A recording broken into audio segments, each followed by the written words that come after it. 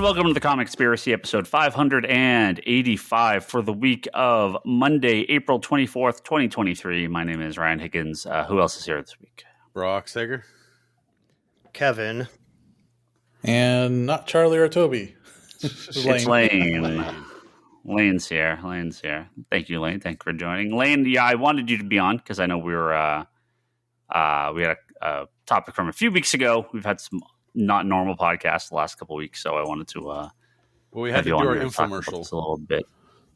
We did. Before we get into any of this, thank you very, very much for the support for our anthology. Meanwhile, a comic shop anthology coming in a few months to comic stores. Kickstarter got its goal in a day. We're well over 200% funded through Kickstarter, so that's a great start.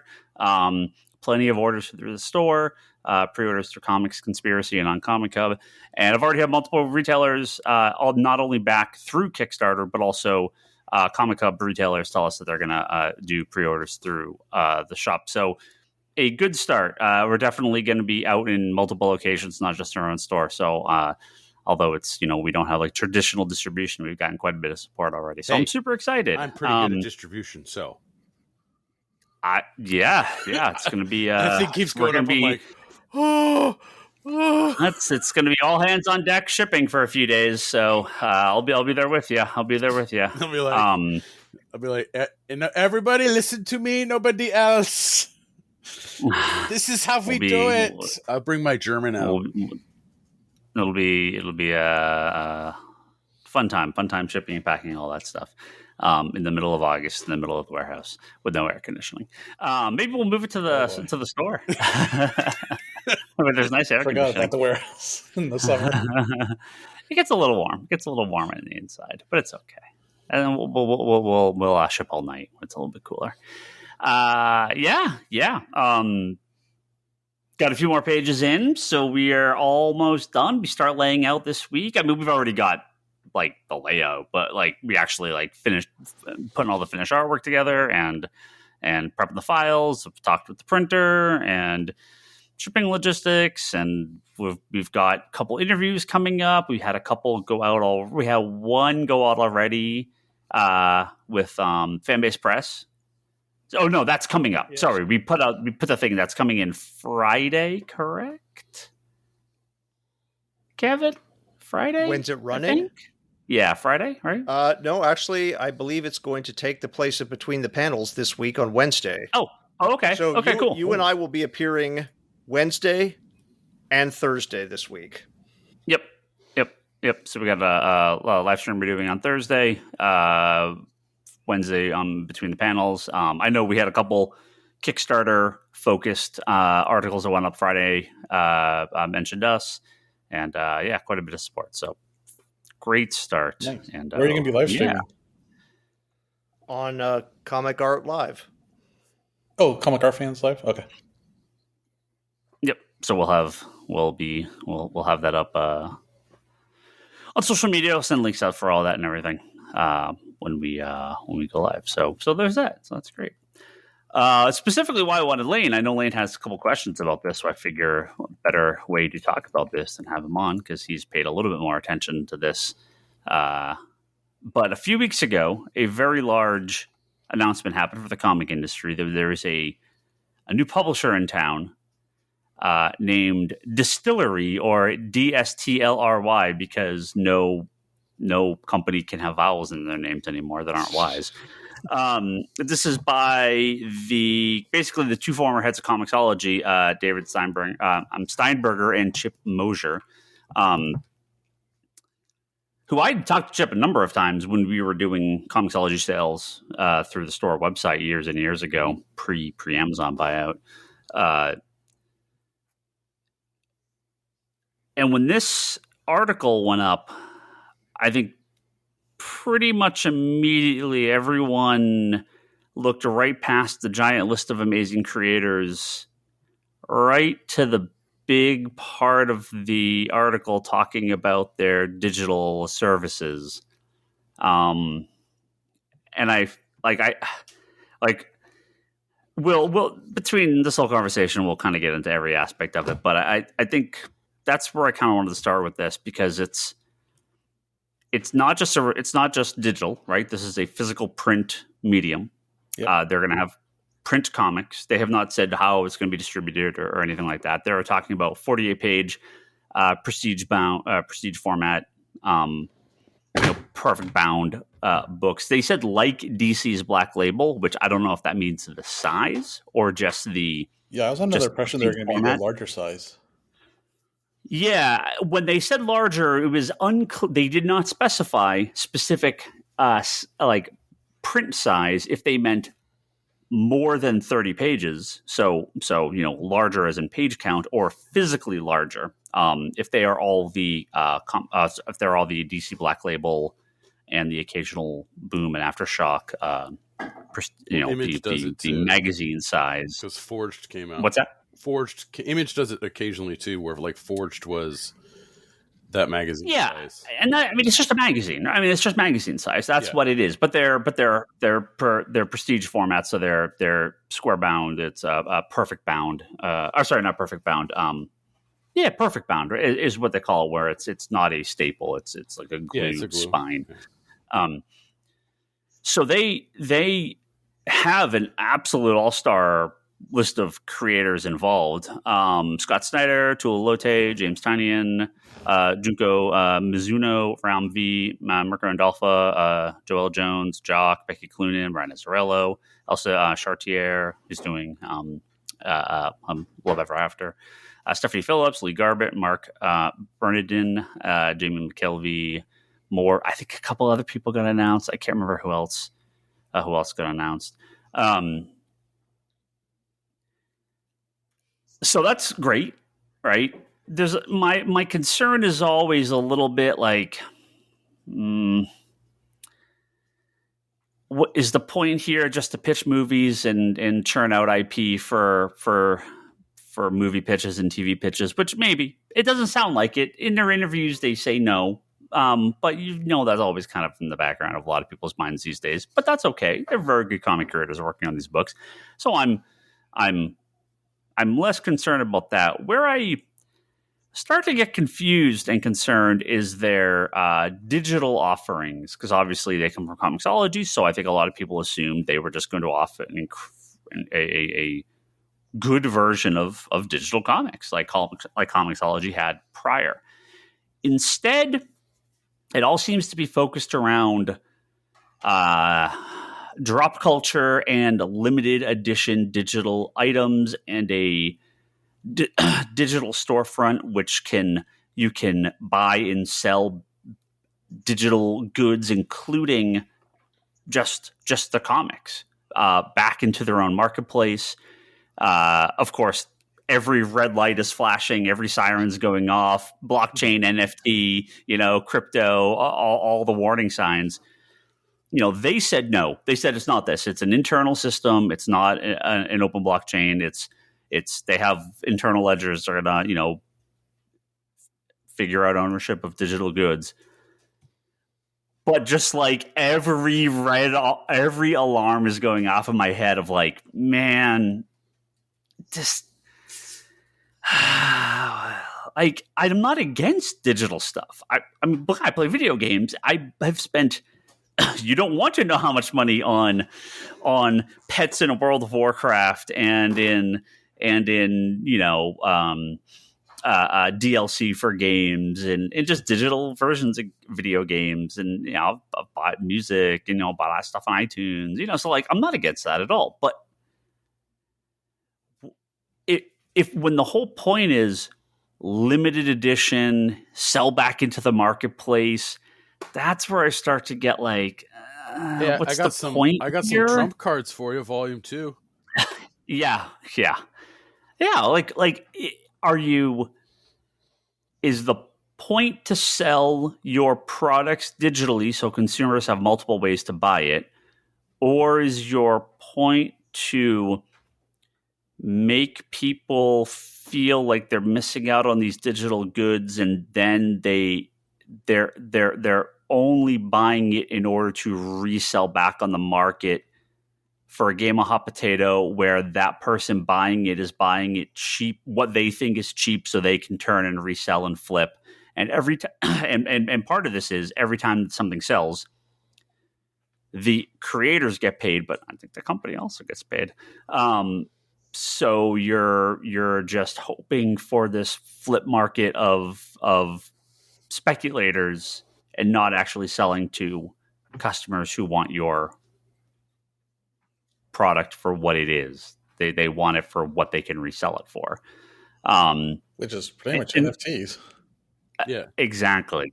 Exactly. And Lane, you had a couple of questions. You were asking about like some of the fees that go back in, and but I don't know, that's more on the creator own side, not necessarily this part. This is the digital side is more. It seemed like they were just trying to create a way for them to sell digitally, so it's a little bit of a mix.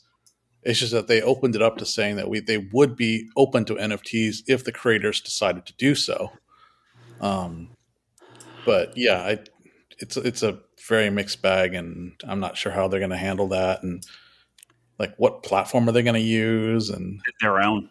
They have their own proprietary platform for all this, and they have their own marketplace, right? So I could buy a digital version of their first comic and then resell it back. It goes off my account and goes into their account. Yeah.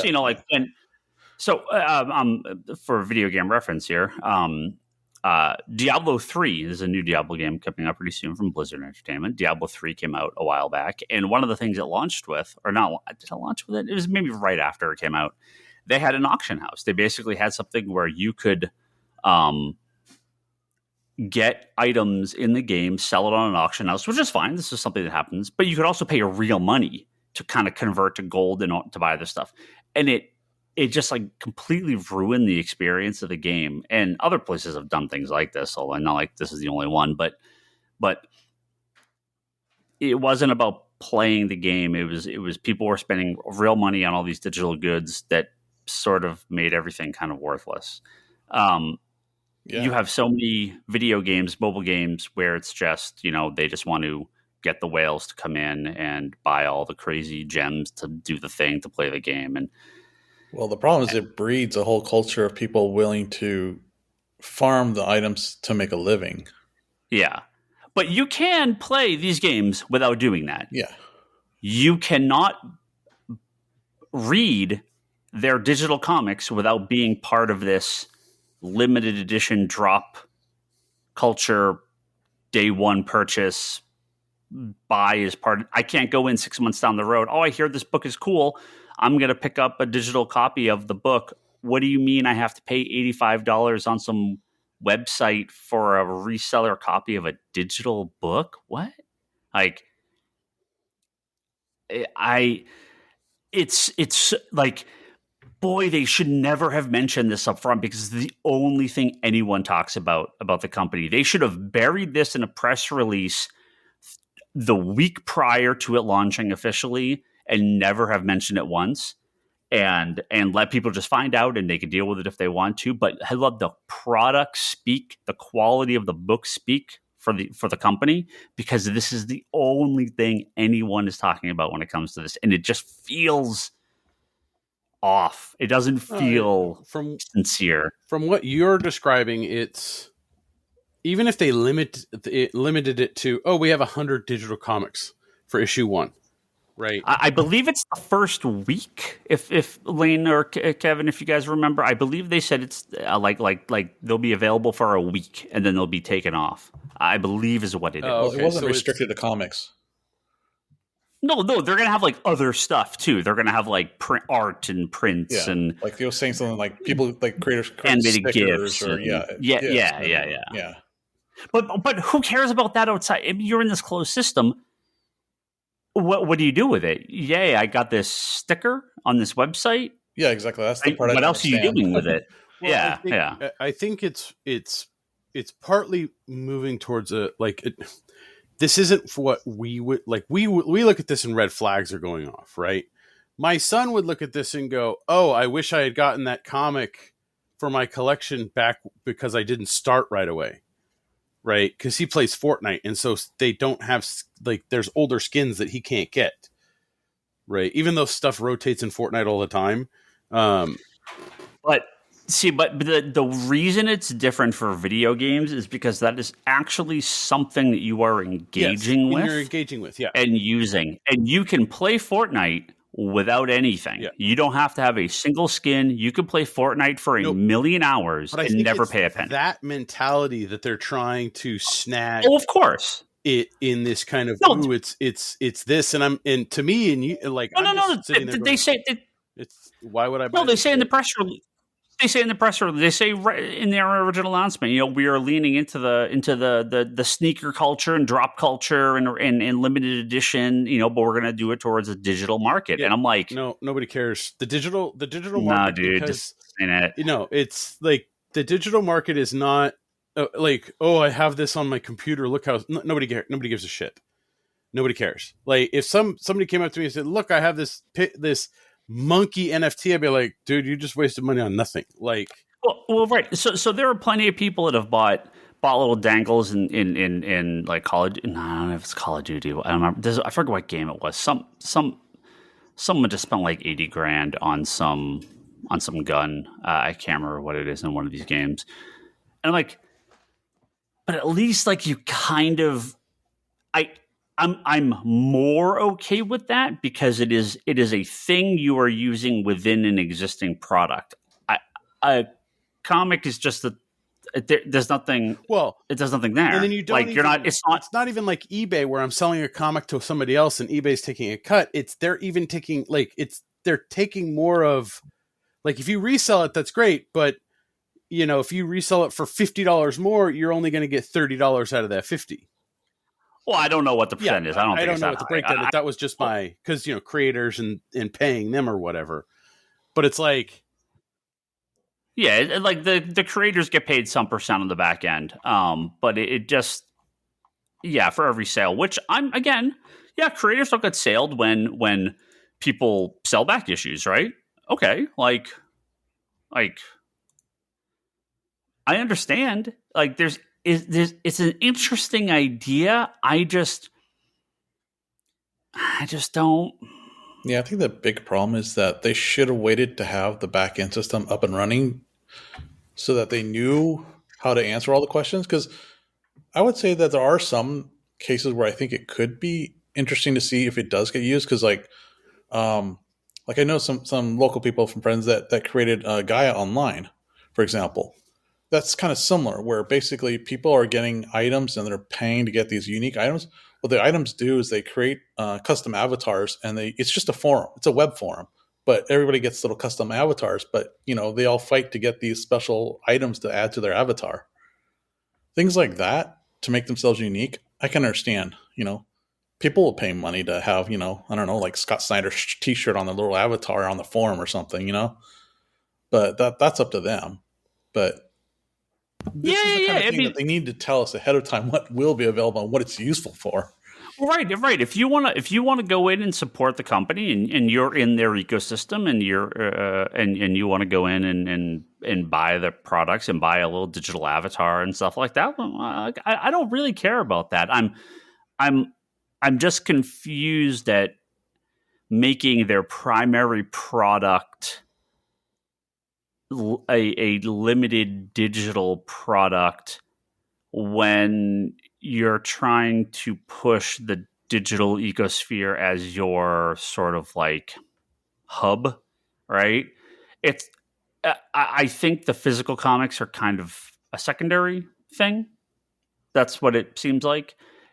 I won't really care again if you want to have 1,000 limited variant covers and you want to go on Whatnot and do live streams and sell random drops at 1 a.m. and you want to do special deals, that's fine because people can still get the regular books, right? Just making the digital market being such a massive part of their like original plan is just odd to me. No, yeah, I think it's just kind of a mix where they're just trying to jump in and experiment because I think the actual truth is that the print is still their biggest thing because print is guaranteed money. It's just that with the digital, they're just trying to say, hey, we don't want to lose out on any potential money we could get from this as well. And then, they're just going to start playing with the numbers. They're going to push out the first few limited editions probably at a higher price point maybe, or a lower price point, and then start raising it as it goes based on how well it does. And well, it goes back to what we were talking something right before we started the podcast with that convention that's going to happen in a few weeks around here, where they said there was a limited amount of tickets, right? And well, I don't know anything about that. I don't want to comment on that because I don't know I don't know anything about that. Yeah, well, but I mean, if you're it is true, but because if you go to the Eventbrite, it has a limited number, right? If you're making something limited, and then you're trying to sell it, I mean, that's business, right? It's if you make it limited, people will buy it, right? You're making sure. Like I said, if you want to have your comic book company and you and me have digital comics, and then you have a very well curated digital experience online with all sorts of additional stuff, you want to charge $5 for an avatar. You want to get Tula Lote. She does she created 100 avatars, and you can buy one to use on the website for $50. Like, I don't care. Like, I don't care about any of that stuff. It's making the primary product of what you're doing a limited digital release, and then a big part of your opening press release is that you have a marketplace where people can resell the things that they buy from you back into your own system. That's where I start to get like, this feels gross. They should have left the resale part out for sure. Well, no, I think Ryan, you had a better idea. You had a better idea with it, where if you have this digital comic book marketplace and you let people buy these digital comics, but you have, you can get the digital comics or the deluxe digital comic, which will get you, 3 variant covers for this that you can pick from for your collection. So you can actually change the cover of the digital comic in your collection, right? As long as it's not limited, as long as that is the point. They can do whatever they want as far as like their digital offerings. Sure. Like, I've bought how many collector's editions, digital collector's editions. Oh, you get $20 and you get like a little thing. Okay, cool, whatever. Like, I don't care about that. It's the limited nature of the primary product and the resell back into their own marketplace. That's where I start to, like, every red flag starts going off in my head of like, man, look, I get you got to be profitable. I 100% understand that. But there's just got to be a better way. There's just got to be a better way. And it could be that the comics are all fantastic and they all sell a million copies and nobody cares about the digital shit at all, and it just kind of goes away. It's possible, right? Well, I don't think they're going to grasp the market that they think they're going to grasp. Right. Like, see, I've had multiple conversations with people recently too about customers are smart and can smell when they're just like, when they're kind of being used. Mm-hmm. And this is a direct correlation to the sales of a lot of small press and indie comics right now, where there is no plan past a 5-issue miniseries, and everything just feels like it's a pitch to get optioned. Mm-hmm. And if that's all you're doing, are we talking Cowboys and Aliens? well, I mean, it's that sort of thing, right? Anything Mark Millar puts out right at this point. Well, so those are the extremes. It's not even hidden with Mark Miller. Yeah. That is 100% what he does. This is every single thing is a pitch for Netflix. I mean, that's literally, they bought the company. So I can at least he's not hiding respect that to a degree. Yeah, he's not hiding it in any way, shape, or form. Yeah. He's doing the gimmicky $1.99 for this book, $1.99 for this, like. Because the money doesn't matter from the comic sales. Yeah, right. Yeah. Cowboys and Aliens was not the first, obviously. This has always been a thing in comics, but it was the most blatant that we'd probably ever seen up to that point. For people that don't know, if you ever saw the movie Cowboys vs. Aliens, basically the guy tried to get this movie made forever. No one would touch it. So he made a graphic novel, quote unquote, printed, I don't know, like a couple hundred copies or something like that, and basically gave them all away as like promos to people to be like, look at this comic book I made. You should make it into a movie. And they're like, oh, comics are hot. Yeah, let's do this. So then he got his movie made. They then ended up making like a real edition of the book later. But the guy used the comic industry to make his movie. I don't know what the fuck he did after. Nothing, I guess, because that movie bombed. But yeah, I think he tried again, but yeah, he totally manipulated the market to do this. Yeah, exactly. And look, I understand if you're a small purchase creator and you're like, oh man, I want to win the lottery and I want to have my option. I want to have my movie option. I want to have my comic option for a movie or a TV show. I mean, I totally get it, right? But the comic has to be that is the thing. And I feel like way too many customers are smart to this now, and they're like, it's just another kind of go nowhere miniseries. So they have really good creators here. So that should drive some sales. But if the making of the comic is the third or fourth most important part of the company, it's just not going to really click. Well, and if it's digital marketplace, movie license, well, and think about it this all way. this other stuff first. That digital marketplace can be manipulated so easily from the inside. Oh yeah. Well, sure. And right, I don't want to look. And none of this is saying this is what's going to happen, but it's going. I would think it's going to raise a lot of eyebrows when this stuff launches for the people that use it. It's going to be the same people that are into NFTs and crypto. It's going to be that same group of people. It's going to draw in the crowd that you don't really want involved in comics. You know, God knows the industry completely collapsed because of speculation and hype in the 90s. Marvel went bankrupt. It collapsed, 80% of the comic stores. So again, I don't feel like we're quite the same thing here, but I need to see the products. I need to see the comics come out. I need to see quality books and all the rest of this. Like I could really give two craps about, but if it's so take Scott Snyder, right? He's currently been doing his own stuff through Dark Horse, right? Where they and these aren't. None of these are. I mean, these aren't like dumb creators. These are incredible creators. I mean, like they don't. Night of the I think they're good. Clear has been fantastic and that's with the first issue. But I'm not going and buying the digital versions first. I don't care. Well, no. No, they're all on Comixology, right? I mean, those were the Comixology exclusives. Yeah, and none of these people, like I said, I don't think none of these people need that, right? I mean, they're all very successful for the most part, so they're launching with incredible line to pay people.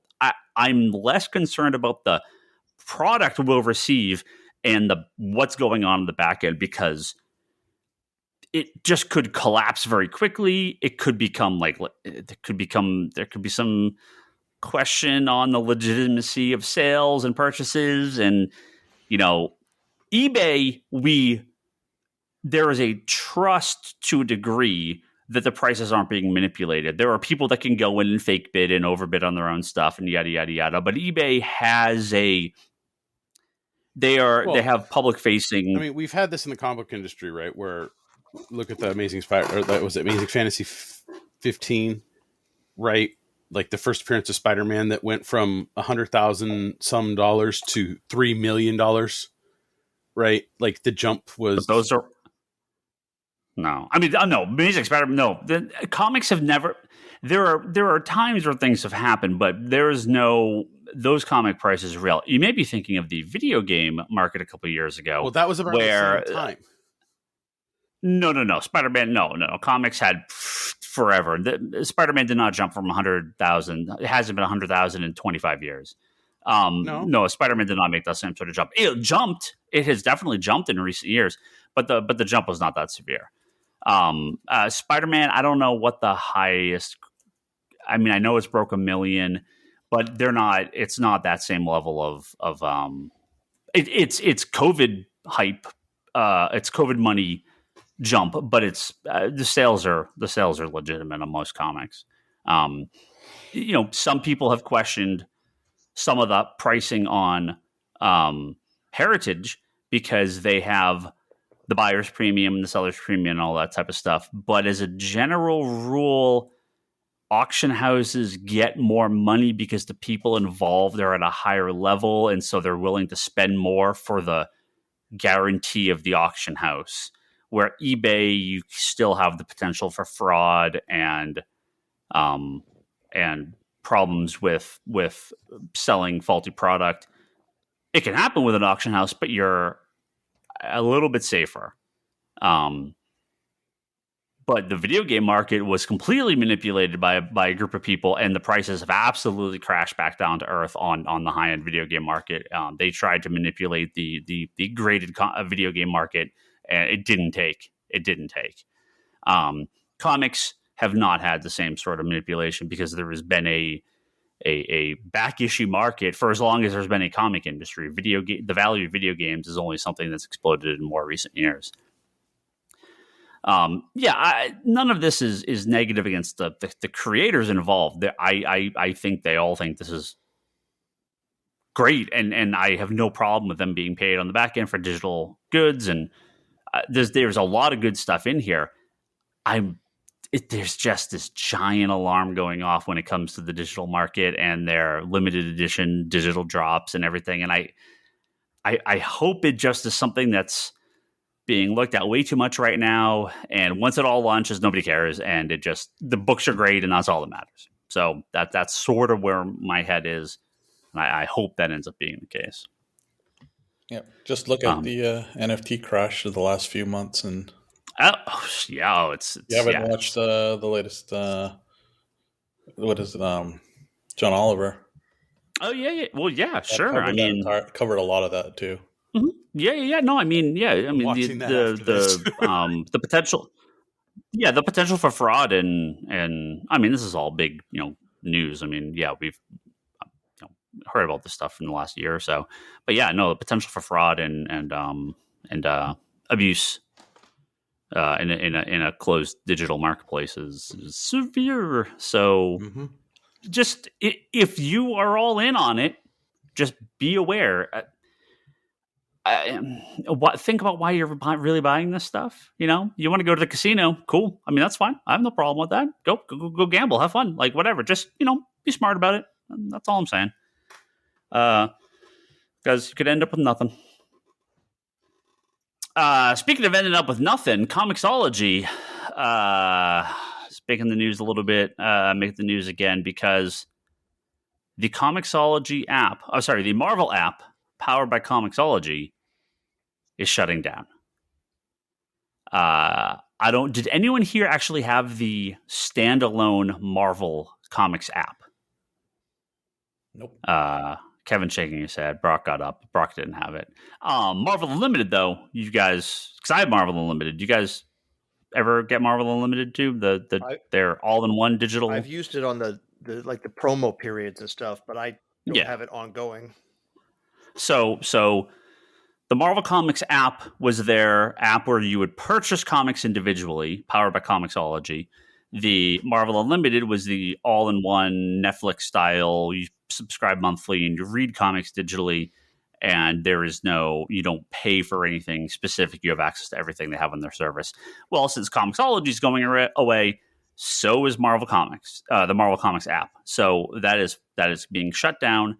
I had the date here. June 2nd. They will shut down the app June 2nd, starting May 2nd. So that is next Tuesday. So this week's comics are available to buy. After that, you will no longer be able to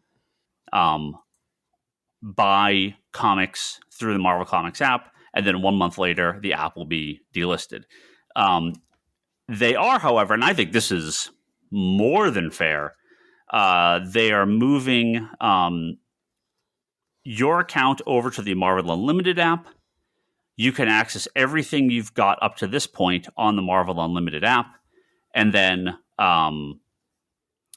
you don't have to pay for Marvel Unlimited. You could just use your login to read everything that's there. So now you have this predicament. Do you just get Marvel Unlimited, which gives you access to everything you have, plus everything you don't have, and now you're paying a flat rate? Or do you go to Comixology, or do you go to Kindle and Amazon? And I think they're going to still sell single issues. I think. Maybe. I would assume they are. We'll find out if, meanwhile, a comic shop anthology is going to be on Comixology pretty soon. So I don't know. We'll find out too. So you'll be able to still buy them from, this says Amazon, iBook, Google Play Books, and Nook. But I when I poked around, it was unclear to me if this meant single issues. Graphic novels, sure, through Kindle, understood. All the comics available digitally, graphic novel format. People that are buying the single issues, though, I only want Spider-Man. I buy it digitally every month for $4. Do you want to go up to like $8 for that? Do you want to buy the trade on Kindle, and now you have to read stuff on two different devices? Oh, I guess there's a Kindle, not two different devices, two different apps. I don't know. It's kind of a shitty situation. I feel like the market for digital single issues is just dead. I can't imagine there's any reason. Buy the graphic novels if you want digitally, or do Marvel Unlimited or DC Universe. Like, don't dick around with the single issues anymore digitally. It's just not. I mean, it's maybe cool to have the library, but Marvel Unlimited's there, and I can't imagine they'll get rid of it. And I mean, Marvel Unlimited will stick around. I think it's very, very successful. I don't know. Anyone feelings? Anyone care? Is just, I mean, Brock, you never had the Marvel app, right? You have. I have the you have Comixology. I have You've used Comixology. I've bought things through Comixology, but not like single issues. I mean, if I bought a single issue through Comixology, it was a key issue that was on sale, right? So if it was like Batman Adventures, but you've never used like the Marvel app itself. No, I've right? not used the Marvel app itself. I did get DC Infinite, and I've used that a little bit. Marvel Unlimited and DC Universe Infinite are they're the similar. But products. Speaking of having an issue, I can't get the DC Infinite app on a Kindle. No, I don't think it's on Kindle. So I have a Fire tablet, and I had to do the backdoor install for like Google Play, and then you download it that way. Yeah, that's what I have to do. I just haven't had time to do that. Yeah, so it's super easy. But yeah, you just install the Google Play Store. We can play around with it tomorrow. You just have to. There's like a way to jailbreak it or something. It's really easy. But yeah, that's how I read the Marvel Unlimited stuff is through the tablet, Fire tablet. But yeah, it's but like for Marvel stuff, I had a couple Marvel things on Comixology, but yeah, I don't have, like, I'm not going to go over to Marvel Unlimited, right? Because this is just them getting rid of the Marvel comics, Yeah, so you walked away for the beginning of this, but yeah, no, it's the Marvel app where you bought digital single issues is going away because Comixology is going away. Yeah, because that's because Comixology is going away, and that's actually a good question too, right? I don't know what happens to the digital codes because the digital codes in the comics is all run. I believe all goes through the Marvel app, so. I don't know how that ends up working. If that connects to, well, they could just redeem those codes through Marvel Unlimited, and then Marvel Unlimited has a. I think Marvel Unlimited it's going to be a tier, right? It's you have the free thing where you can buy stuff. You can have the tier where you pay a monthly subscription, and that's what you have access to. If you buy stuff and have access all the time, you're free to buy stuff that way, like. They totally could do that. If you buy them digitally, single issue, you could do that on Marvel Unlimited. If you subscribe to the monthly plan, you get everything for free. But if I mean, I think if you're buying 2 books, you're paying for Marvel Unlimited and you get everything. So I don't see why you wouldn't just get Marvel Unlimited. But if you get the physical comics and you redeem the codes, then you read those on Marvel Unlimited, and then you don't need to actually pay for any digital comics. So hopefully, that seems like the most reasonable, so I would expect that's what they'd end up doing. Marvel's digital content, and we'll segue real briefly into a thing here, but unrelated, nothing I put on the topic list, but I do want to talk about this briefly. Marvel's digital content is ridiculously good. Marvel Unlimited has a lot of stuff, and they have exclusive content. I mean, exclusive content I would never read, but they have a lot of exclusive. It's all I know what it their is. exclusive stuff is all I know. is all webtoons style. I'm happy it's there for the audience that wants to read that stuff. I've tried. We've talked about this in the past. Not for me. It's not for me. We've talked about this in the past, but comic books, you get into comic books however you get into comic books.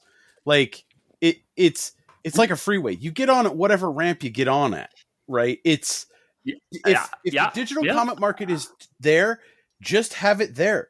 Don't make it fancy. Just have it there for people. Look, the people that will use it. Look, Toby said like the best Batman comic he read was that Webtoons Batman family thing. More power to you. If that's your speed, I'm very happy that you have a comic you enjoy. As long as they don't stop making the other stuff, you can the best like whatever you like and buy whatever you like. When they go to like actually print those Webtoon comics and you watch somebody try and flick the actual physical book and go, why is this not working? It's in the new catalog. They're in the new catalog. They all are. Having looked at many Webtoons which have had print editions, best of luck with that one. We're at this point, we're going to go selling Far Side sized comics, right? Like that's basically what Webtoons are. Is just Far Side. Semi-related to Marvel, this was a topic I just wanted to bring up because of how absolutely flabbergasted I was this past week about it. Again, Marvel has been basically on fire for years at this point. They are great. They are publishing a ton of books that are selling very, very well, at least for us. Their graphic novel line is like the fucking second coming of Jesus. Like, it is unreal, the stuff they put back in print and how many books they're releasing at reasonable prices for the big sizes. Their digital content's great. Like, Marvel's done so many great things. From that one hardcover. That's what I'm getting to. So, no, because I opened a box from Marvel and I saw my invoice that we got the Planet of the Apes omnibus this past week. And I went, oh, cool. Planet of the Apes omnibus. It's coming out. Excellent. I had a couple customers pre-order. We didn't have any shelf copies. We had sold through on pre-order. So I was like, all right, well, I'll pre-order another one. It's no big deal. I'll get it back in a week or two. I opened the box and staring back at me is a normal size. I mean, like the premiere size, like the oversized, right? But it's a deluxe hardcover book size. A deluxe hardcover that would be smaller than the ultimate deluxe hardcovers that came out 10, 12 years ago. The same, like the Daredevil ones. It was just this kind of small, thin deluxe hardcover Planet of the Apes. And I'm looking at it and I'm like, oh, they sent me the wrong book. We're supposed to get the omnibus this week. I look at the book. I'm like, this is the omnibus. I look in the back. This is $100. I took the Batman Who Laughs deluxe hardcover that I come out that same week. Yes, which was $39.99. Yeah, I took the 40. Starhenge deluxe hardcover from Image, the Liam Sharp book, which was $29.99. And so, they are all the exact same size. Hold on. The Liam Sharp only had 6 issues in it and extra stuff. But they're like double sized. Yeah. They're like oversized. Yeah. And then the Batman Who Laughs probably had his first appearance and then 1 through 7. It's 1 through 7 and the Grim Knight special, which is like 8, like 9.5 books because 2 of those are oversized. Yeah. And the Planet of the Apes is 11 issues. So they're comparable page counts. Yes. $100.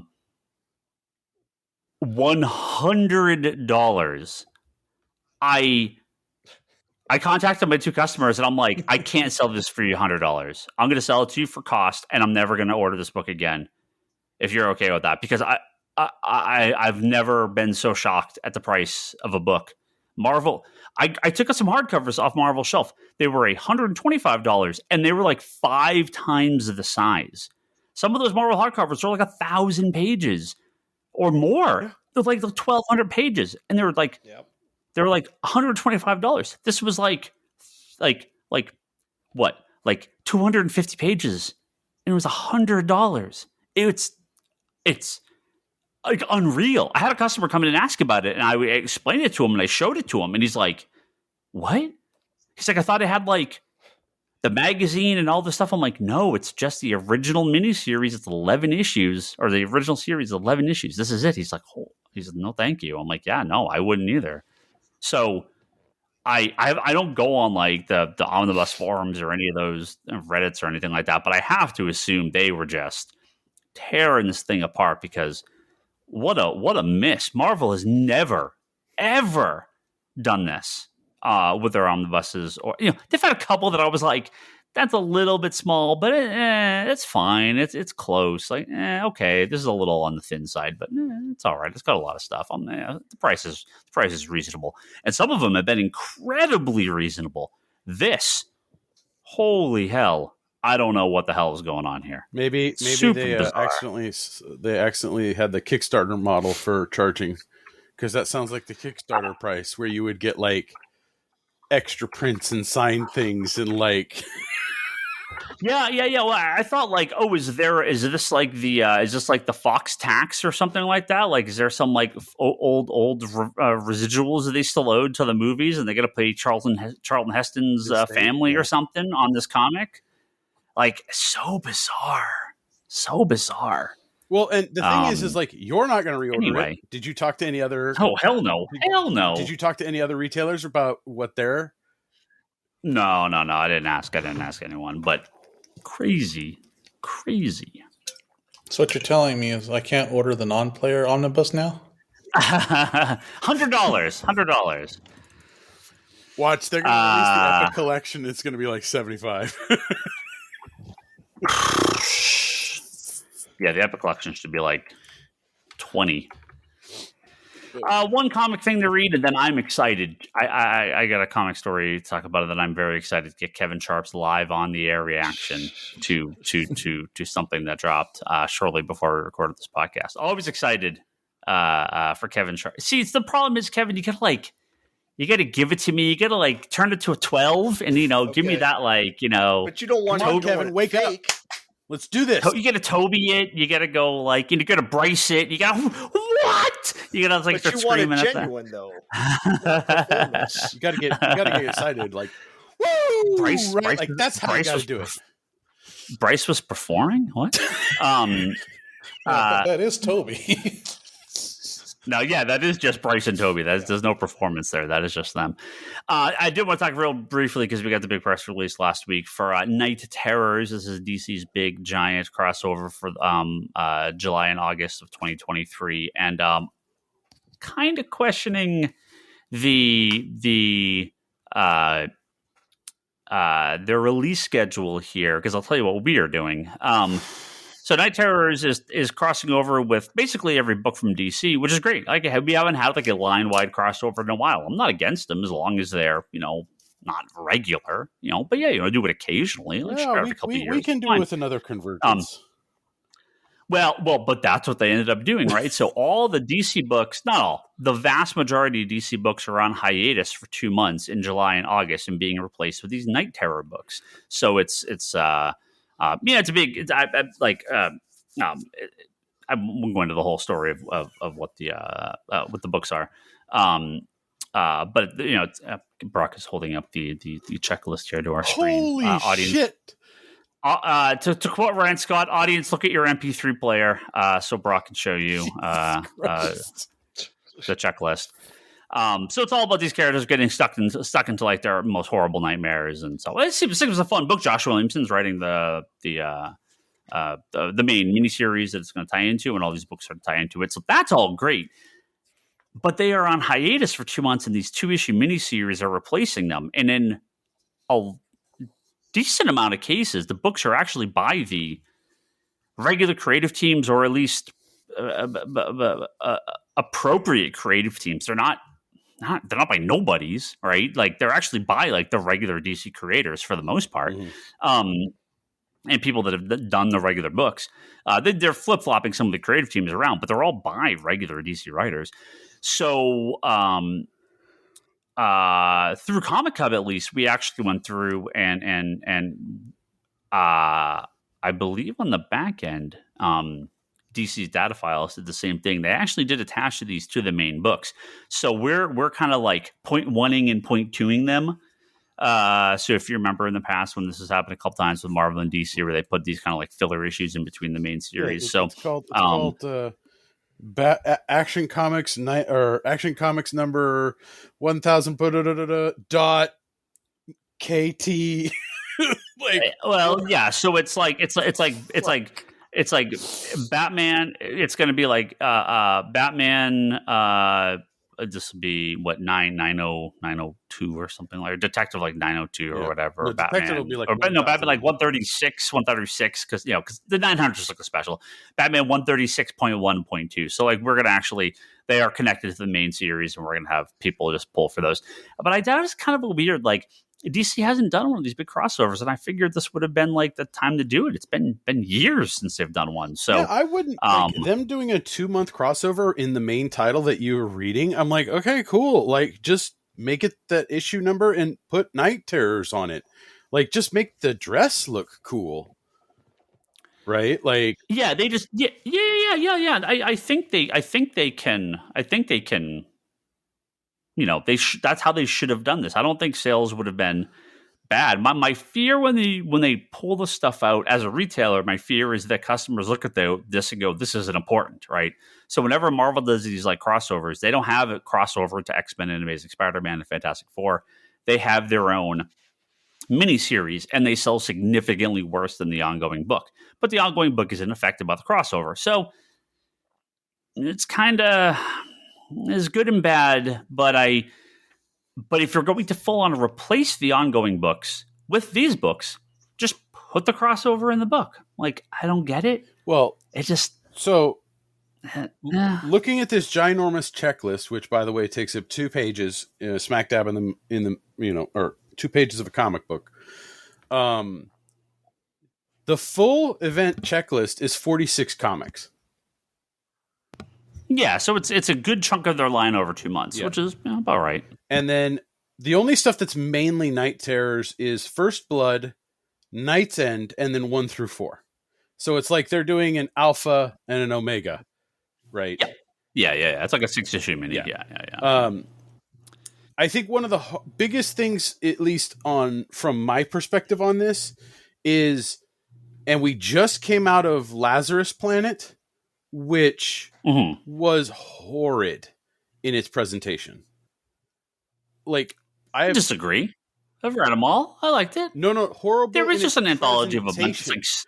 I have talked with so many people about Lazarus Planet's presentation. They hated it because they were like, okay, like you're reading Batman versus Robin, which is technically Lazarus Planet, but with Alpha and Omega as like, they actually had a Lazarus Planet Alpha and Omega, but didn't go at the beginning of it. And it was just like, a lot of people did not like how they did Lazarus Planet. Now, reading a lot of the Lazarus Planet stuff, I was like, okay, whatever. Like it was fine. It wasn't anything to write home about. Yeah. But the way they did that, like it turned a lot of people off, like that I talked to about it. Yeah. I mean, a few people I know didn't like them, but our sales were really good on them. Yeah, so, like, to me, it was like 5 or 6 kind of anthologies setting up a bunch of new stories. Could it have been better? Yeah, maybe. There's some duds in there, but we'll see where they go with some of this stuff. It's interesting enough. Yeah, but I think a lot of this stuff is, I mean, I'm glad it's replacing books. That's the one positive, right? You're not going to get Batman and then Night Terrors Batman. It's just Night Terrors Batman.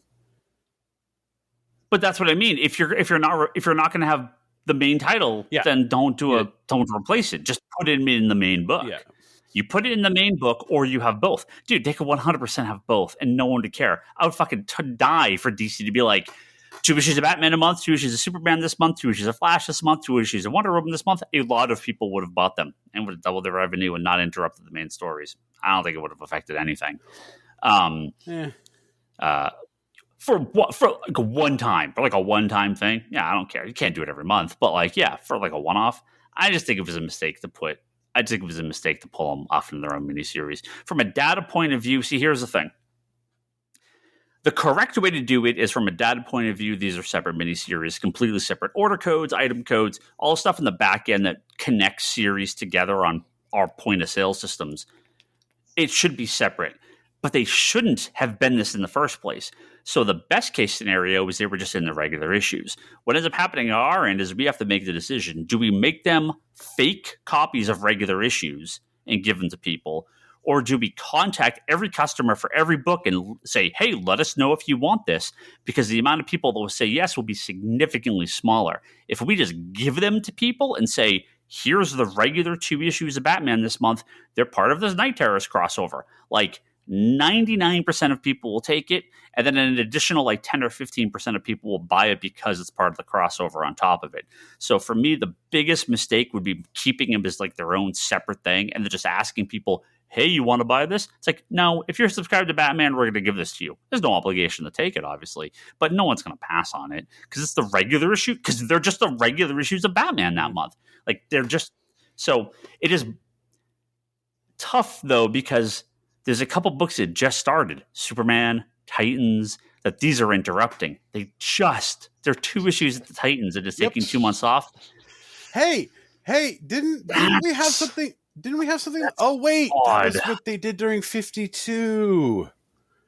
Remember, it was like they had a story. 52 didn't interrupt anything. Yeah, they had a couple that 52, the issues never stopped. No, it was they had the team up that had to, like, that seemed to interrupt almost every, like, smaller, like, story arc. There was a team up because they brought somebody in. 52? Yeah. 52? Yeah, they had, like, crossover 52 stuff. was when they did the 1 year later jump. When they did the 1 year later jump, and every story ended prior to 52.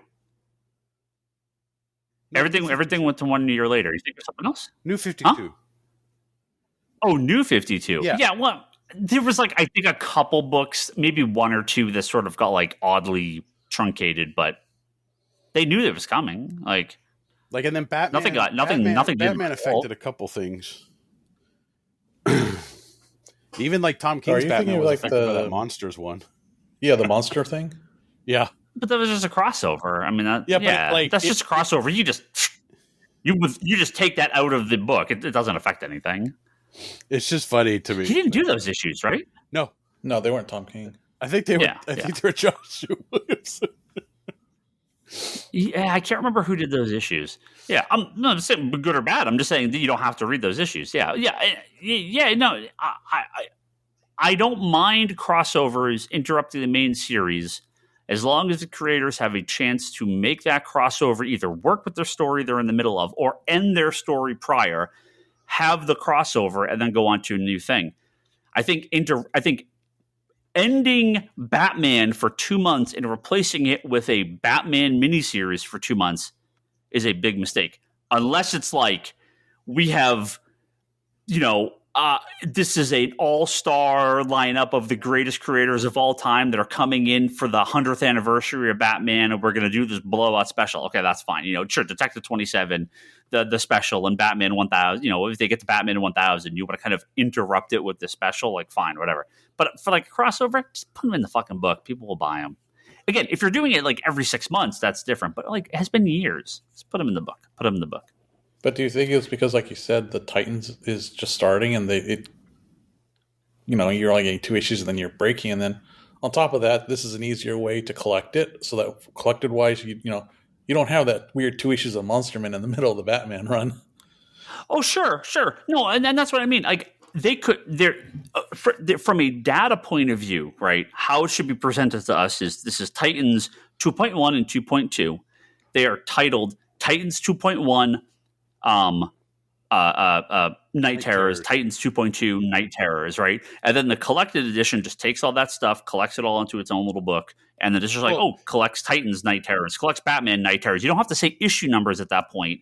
in the description because it's just those little minis. If the customer just wants to go Titans 1, 2, 3, you just skip those issues. You don't have to read them. They're not in the trade paperback. They're not collected. Well, as long as they don't interrupt the story. From a data, but they're going to, but they won't interrupt it in the trade. And from the data point of view, if you do have those issues separated out, you have to have retailers go in and match everything, and that is a nightmare. So that they did it right, but not the way they should have. They should have made these just parts of the regular book. Anyway, Kevin, I'm excited to read this for you. I'm assuming you have not heard this yet, so I'm going to read this to you. Okay. Here is the exclusive footage description from the R-rated Kraven the Hunter movie. Are you ready? Where are you getting this from? This was from CinemaCon. This was on Discussing Film. This was on Discussing Films. This is real. This is real. I don't know what to say before you even read anything. Am I flattered that you hear something about Kraven the Hunter movie and you think of me? Oh, well, because I know like your interest is already zero, but when I saw R-rated and then I read this, I was like, I just need to get. Go ahead. I didn't see where on the scale from 0 to -10 is Kevin on this. Well, where are you? Oh, fucking -10. Okay. Okay.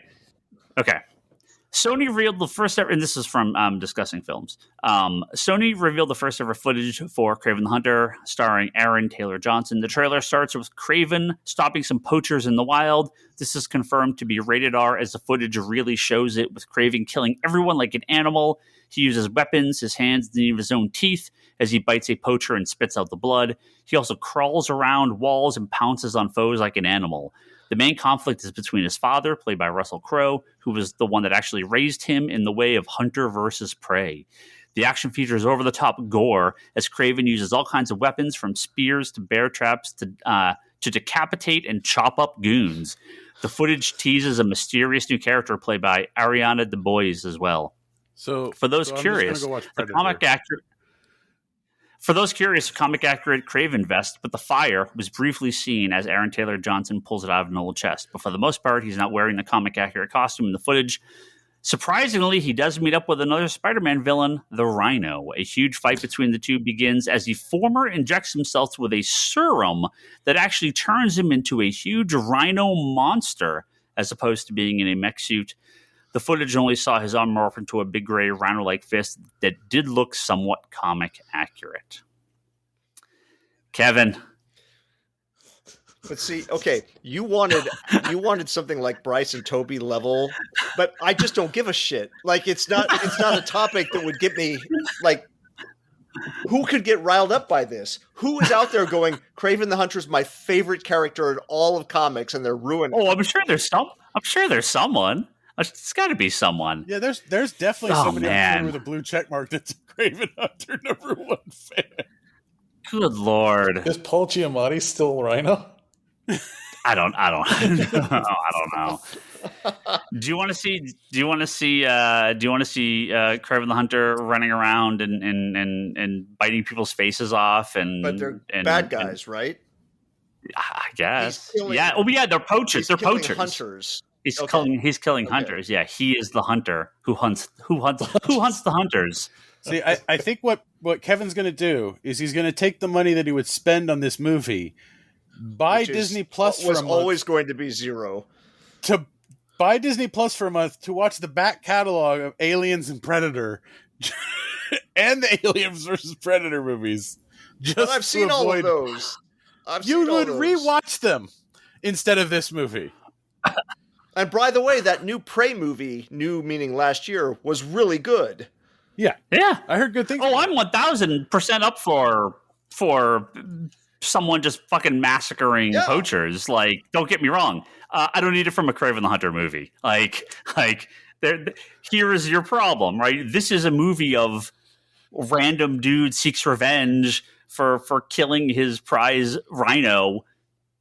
Go for it. I will watch someone kill animal hunters. So this is like Kraven Wick? I would watch John Wick kill animal abusers for days straight. Fuck yeah. But like, this is not it. This is not it. Okay, you know that vest is going to be featured in the movie as much as the Baron Zemo like mask was featured in Winter Soldier or whatever the name of that show was. It Winter? Yeah. Falcon and Winter Soldier. Right. Yeah. Well, it just sounds. Are you going to go see it? You, Ryan Higgins. Because I will go if you go, but I will only go at the show you are going Ryan to. is looking forward to this one. Let's not kid around. Ryan is totally looking forward to this one. Toby's joined us. We may have possibly will go like Venom Morbius level, right? Where like this now becomes a meme film. Ryan is the guy that went all out for a Ghost Rider with joy, so he's totally watching. 2. Ghost Rider 2. Yes. Okay. Like, there does become a point where so bad becomes so good, right?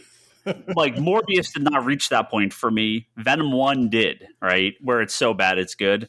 Morbius, I thought it was not actually as bad as maybe it could have been. It's not good, but it's not, like, awful. This sounds fucking so terrible that it might loop back around to being good. So the better I'm like oddly more interested now that I know it's rated R because of how bad it could be, of how bad they could screw this up. All right, well, so I will put my money where my mouth is. If you go to a theater, I will go.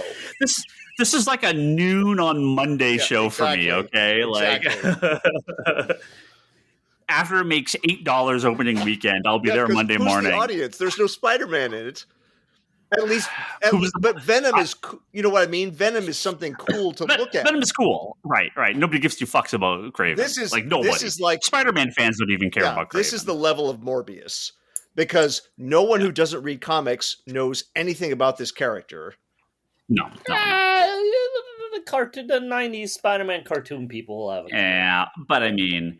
Like this could get like, you know, this is the worst movie ever. Go see it. It's amazing. It becomes a meme film. People are like, you know, it's Catwoman. Like it's possible it goes, but the problem is but see, Elektra and Catwoman were just not good at all. Like there's nothing fun in those. The Room, you can really laugh at. Halle Berry is an amazing actor. That's the fun part of that movie. I've never seen Elektra, but what I saw at Catwoman was just like it was just dull. Like it was just not. There was nothing. It wasn't so bad. It was good. It was just very bad. Elektra, I've not seen, but I've just heard it's very boring. It's just kind of dull. Like there's nothing really going on. It's not that bad. It's just a Ninja Scroll ripoff. Yeah, is it really? Pretty much.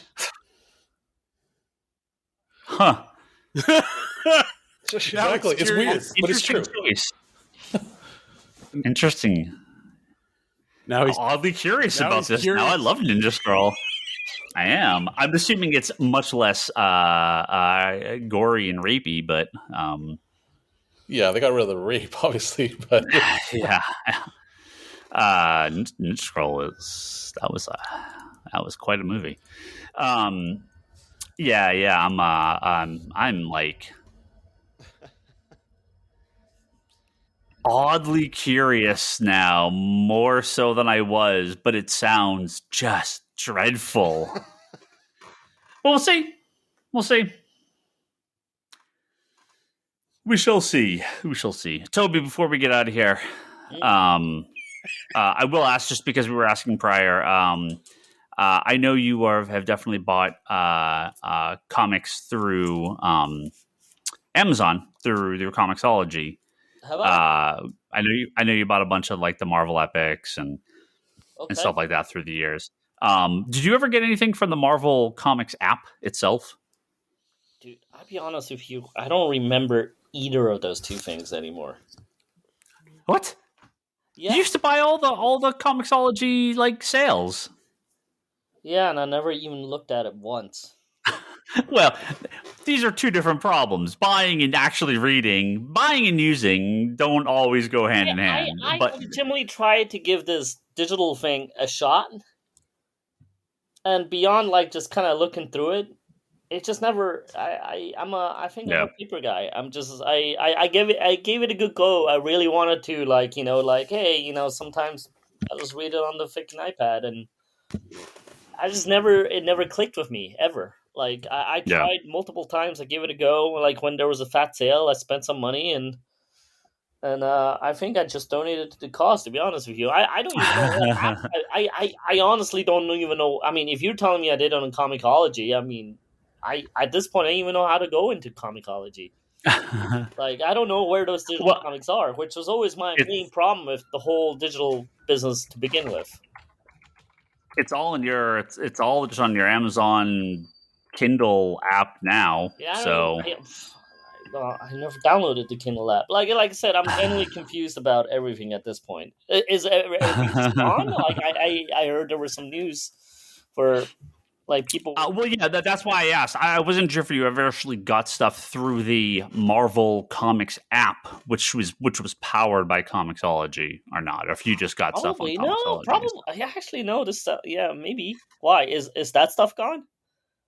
That's going to all merge over to Marvel Unlimited. So you will have a paid part of Marvel Unlimited that you don't have to pay for the app to use. You can just read the stuff you bought on Marvel Unlimited, Okay. but not actually pay for the Marvel Unlimited stuff. Okay. Well, So. it's funny. I think I'm paying for Marvel Unlimited, and I didn't realize I was. So I was kind of What? annoyed about that. Yeah. What? Yeah, I was like, why the hell is my bills higher than a font? I'm like, what is this, whatever it was? I'm like, Marvel Unlimited. I'm like, oh, I guess I'm paying for that? Stu. Yeah, so I didn't realize I signed up for welcome it. to So I was like, subscribe and forget. Subscribe. This is Subscribe why and never unsubscribe. I hate subscription stuff, man. I genuinely hate it. I really do not like it. I probably remember when Marvel was like upping the price. I probably signed up at the very last minute at midnight or 9 p.m. whenever that was to go, no, let me lock in on the old price. And then just never, ever logged in back in again. And a year later, I'm like, why are they charging me? Oh, I guess I was actually subbed to this the entire year and never once actually opened it. So, yeah. I just donate to the cause on the digital stuff, man. Well, okay. Well, no, what was the question? No, did you ever actually buy anything on there because it's moving? Because we were talking like none of us had ever used it. I've used Marvel Unlimited for a long time. Well, not a long time, but a while now. Kevin's bought some stuff on Comixology, and Brock brought some stuff on Comixology. I can honestly tell you, I haven't opened any digital comic apps in probably 4 years. So at this point, I have absolutely no idea what I've had or what I had. If it's all gone. Good thing I got all the paper versions because I prefer that anyways. Yeah. Yeah, I just probably should have never spent that money. It's really, really the lesson in all of this. Yep. Yeah. Well, we'll see what happens. We'll see what the next thing is. See if you're buying those limited distillery drops when they come out. The what? Don't worry about it. No. Okay. More digital comic stuff. Do you want to have any interest in? Okay. You got something to talk to us about before you get out of here? Well, yeah. Well, while Ryan is sending off the stuff to get printed for meanwhile, I had to send some stuff over to get a DCP made because my new music video is going to premiere in LA on May 11th at the LA Asian Pacific Film Festival. So anybody that's in the LA area and wants to see some music videos, my music video is going to be a part of a block called Cinema Musica at the Regal Theater on Olympic, and it's going to be at like if there's any interest, I'll be there. There's a Q&A afterwards, so you get to see me mumble and stumble over my own words as I do on this podcast on a regular basis. So you get to see that live if you want. But yeah, I'm really proud of this music video. I'm really, really looking forward to having this premiere at the LA Asian Pacific Film Fest. And I think the plan is to release it shortly after on YouTube as well. So if you miss it, there's other chances to see it. Yeah. Congrats, Toby. Nice. Yeah, thank you. Do they air that, or they put it on YouTube or anything like that? Or No, I think I will release it on YouTube after. But but no, it's theater, strictly theater screening. So, which is really cool. Nice. And and fun fact, I found out during WonderCon that this was happening. Mm-hmm. So I was like, Kevin, Lord, and Marlena were like, all right, Lane. I think Kevin wasn't there yet, but Lane got to see it first time. I was kind of skimming through my emails, and I'm almost missing it and going, wait a minute, what is this again? Yep. So, yeah, fun times. Kevin just dropped DC Comics to release a Justice League calendar with Jose Luis Garcia Lopez style guide art. 16-month calendar for 2024. All artwork is able to be pulled out and saved as. Sign me up for that too. I love that. Great. That's probably my favorite Batman artist. In the opposite spectrum from Kraven. Toby, you coming with me and Kevin to the 12 o'clock Monday afternoon Kraven show after its opening box office of $8? Midnight, yeah. Going all out for Kraven. He just you'll meet him there because he'll have slept there. Wait, when is Kraven actually coming out? Is it the fall? It's like October or something like that. Yeah. Now here's a challenge for you guys. For Kraven, what is going to be your stand-up and slow clap moment, or threshold? Okay, I got mine. I've got mine, Ryan. You think of yours. Here's mine, Lane. And this is what will do it, and nothing else. He must walk out looking exactly like classic comic book Kraven, including the hair, the mustache, the leotard pants with leopard spots, the giant lion vest, or I don't even know what it's not a vest, but you know. Wait, what I mean. hold on. Is Momoa playing Kraven the Hunter? No. You almost had me. I was like, oh yeah, sign me up. First day, 7 o'clock Thursday. I'm in. So if you Google John Romita Kraven, I must see that live action figure appear on screen, Lane, and that will get me to clap. All right. I will stand up and clap. I will stand up and clap on the 6th animal pun of the movie. Okay, the sixth animal pun of the movie. Okay. Hopefully it's not. If any listeners want to come to this screening as well, it sounds like it's going to be a blast. We'll have a sign up. Every animal pun will be a shot. By the 6th shot, I should be getting up and and clapping at the cinematic. The sixth one, you'll squawk so that's like Vulture. At what minutes? 5 minutes in, you're starting to clap. Yeah. You're gonna a lot of people. Normally, Toby and Ryan. Normally, I never like to watch. I always want to watch a movie for the first time completely sober, and then you can revisit it later under the influence of whatever would enhance it. I don't get day drunk often, but in this case, I don't. I'm gonna maybe I'll take a Monday off for this. I'm gonna maybe break that rule. It just sounds like it'd be a lot more fun. Since you mentioned drinks, I have to point this out. Like, when you guys did the WonderCon episode, boy, did you guys leave some stuff out. Yeah, because we needed you. Well, what do you mean you needed me? You were the one that wanted to. Yeah, so this is. They needed the hype man, Toby. You're the hype man. I forgot which day. I forgot which day it was. It was like I think it was Saturday. I got a text about like 3 p.m. going, once we're done here, I need a cocktail. And then at the end of the night, he joined us. We went to this place called, I think, Rodeo something that had like a bunch of little like different shops, like different eating places and stuff. And Kevin like hightailed to the bar, and he just ordered cocktail and did not move one bit. So everybody kind of split up and got their food. I'm like, well, I feel bad. Kevin's by himself there. So me and Kev just started drinking.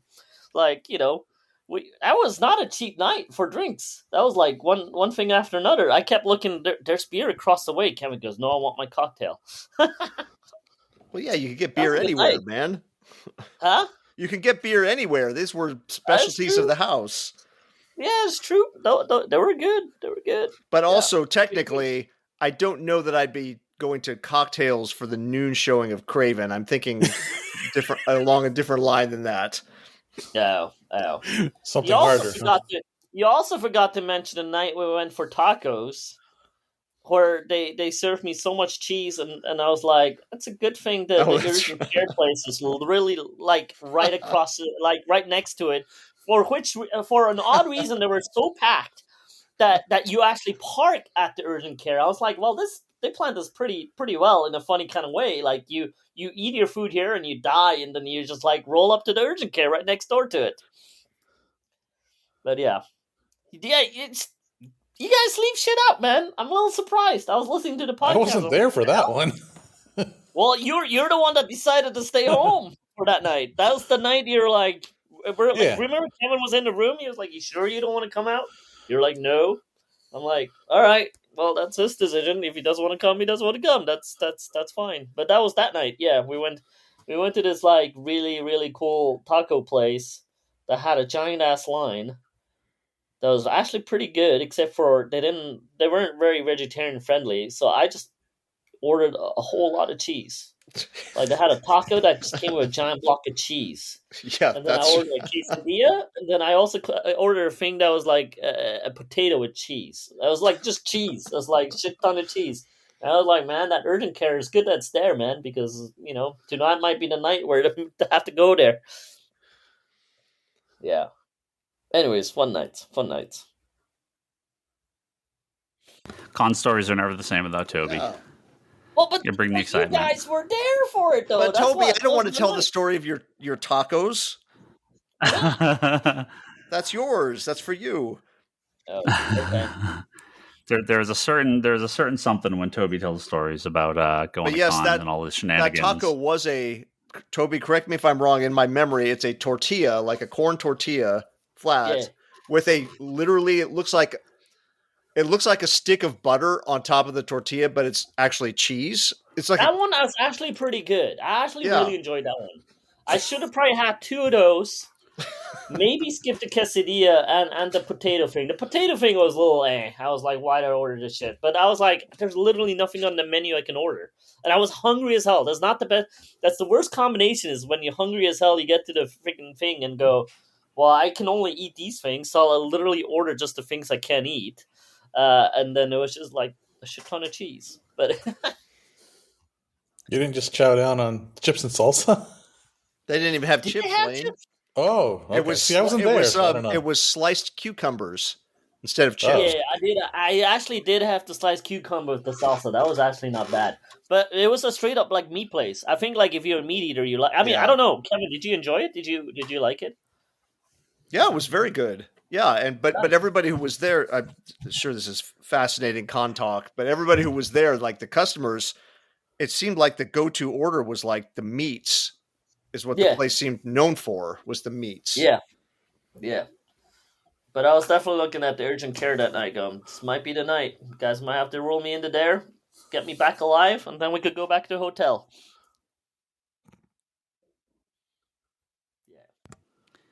Well, he survived for another con. Yeah. All right. You got a listener question? Nope. Just looking up Kraven reactions. Where I donated money to Marv Wolfman's account. Oh, yeah. Why don't you tell that? Because I'm still not clear on exactly what actually happened. Did you ever figure it out? I'm pretty certain I gave him a lot more money than what he was supposed to charge me. So Marv Wolfman is there, and he was he was charging $20 a signature, which I'm like, all right. Like I brought my Omnis because since Lane drove, I was like, I could bring the heavy books. It'd be cool to have them signed, right? So I'm in line, and all of a sudden things go really fast. They're like, yeah, you go now. I'm like, all right, I go. And then they're like, hello, what we're signing? I'm like, well, this and this. And then the next thing I know is like his wife like holds at her hand. And I'm like, all right. Well, and then I took two bills out of my pocket, handed it to her. And then later at night, I figured out I was missing $100 bill. So instead of giving 20 and a 20, I am almost certain, and then maybe I'm wrong, but I'm like 80 to 90% certain I handed her a 20 and 100, and she's like, just literally collected and put it in her pocket. So I was like, I'm not going to get that back. So I donated to the Marvel funds. Oh, we've been there. I've been there. Well, if anything, at least I went to a creator I enjoyed, and got a lot of books out that I really like. So, oh well. Yep. All right. That is it. We are going to wrap up this podcast. Thank you all very much for being on. Thank you, Toby, for coming on the very end there. I always appreciate getting Toby's unique perspective on the world. The useless stories. I never order calendars, but I think we're going to order like 15 of these. So I seriously Lopez calendar when it comes out. Seriously want that calendar. Yeah. He is my favorite Batman artist, actually. Yeah, I think like every customer is going to want one of these. Thank you to all of our Patreon backers, including Luke and Derek at the Lowdown Podcast on Spotify and YouTube, Joe Duff, Kelsey May, Craig Anderson at the Executive Evolution Podcast, Jimmy Rivera at the Social Forum Podcast, and Talon Bray. Thank you all very much for your continued support at patreon.com/Comic Conspiracy. You can head over to comicconspiracypodcast.com and Apple Podcast. Find all our previous episodes, and you can go to comicsconspiracy.biz to buy comics from us. We're always putting new back issues up, quite a few up in the last few weeks. From our guy Kevin over there at the warehouse working on our back issues endlessly. A lot of big stuff up there.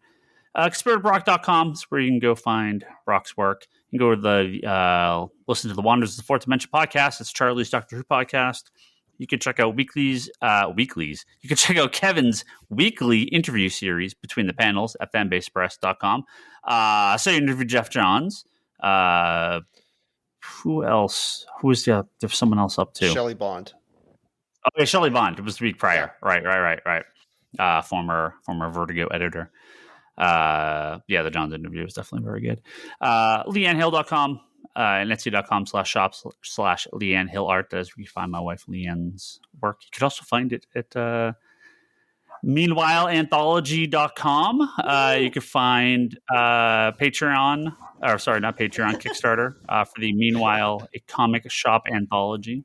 Sorry, I have too many things to promote here. A couple weeks to go on that. Still plenty of time to get in. Thank you for everyone's backing us. We talked about it at the beginning of the show too, Toby.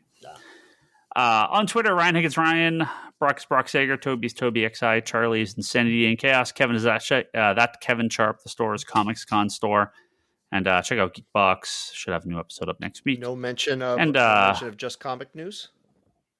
Friends over Manga Machinations. Well, the wonderful people at Just Comic News are posting all the comic news fit to print. So go check that out. What did Just Comic News post about today? I'll tell you what it was, but I'll tell you first. It was Just Comic News. Steve Dowell, Shannon, Eric Denton, and Tom Mandrick team up for Monster Born, a new series from Dark Horse Comics. There's a new Gru series coming also from Dark Horse. Christopher Yost has a new comic called Unnatural Order coming from Vault. Nemesis Reloaded and The Ambassadors both rush back to print from Image Comics and Mark Miller. Of course, there's a new villain, Hex Finder, sets out the slate of the most powerful witch alive in Scarlet Witch #7 coming from Marvel Comics. Some cover art there. Ice Cream Man writer M. Maxwell Prince from Image Comics' Ice Cream Man launches a new ongoing series called Swan Song this July. There's more. Steve Skirce is doing a Berserker book. So lots more. Some Venom variant covers, some Power Ranger stuff. Lots of comic news on justcomicnews.com. Just Comic News. That's all it is. Just Comic News. So go over there and check it out. That's it. I got nothing else. Goodbye. We'll see you next week.